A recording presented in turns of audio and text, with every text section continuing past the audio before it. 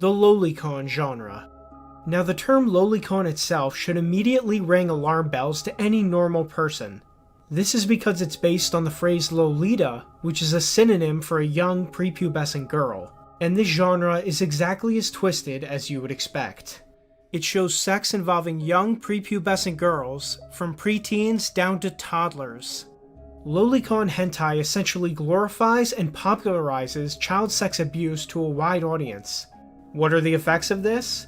Well, we do know that over time viewers of porn are desensitized to the acts they watch. When you couple this with lolicon, it paints a dark picture.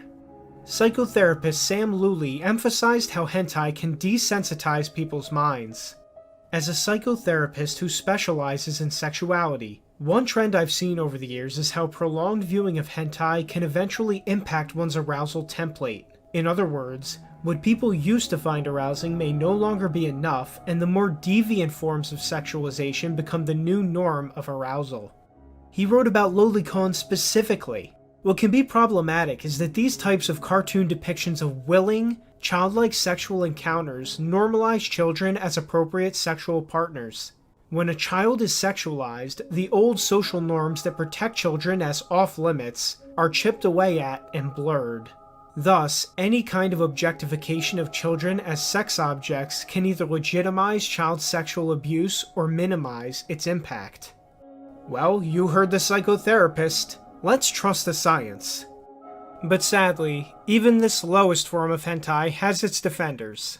This 12-year-old girl, yes, maybe a 12-year-old girl, but it is just a drawing of a fictional 12-year-old girl. Nobody can do anything directly to this 12-year-old girl that will put them in harm's way in any kind of physical or emotional sense, because this 12-year-old girl you speak of never existed in the first place.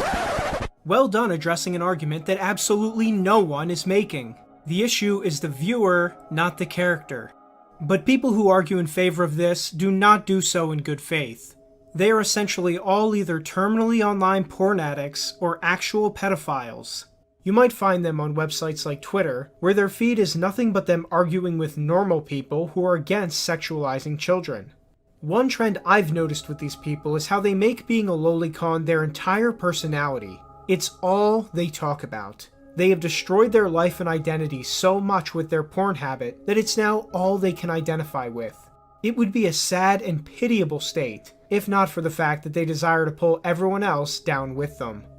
There's one particular case that should be noted here. On YouTube, there's a highly viewed video defending lolicon by a user named Mr. Cynical. He also goes by the name Burn or Rika, and you'll soon see why he's always changing his name. One of the key arguments of his video is that fiction supposedly doesn't impact a person in reality. Never mind all the science I just talked about. He claims that someone can be sexually attracted to animated children without being sexually attracted to real children.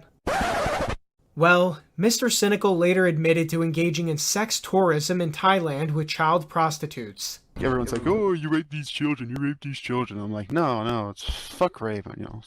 That guy. Well, you still fucked him, right? Yeah, I had sex with him. Just And wait, that was in Thailand. yes. Shit. He also posted sexualized pictures of his underage sister's feet to the internet.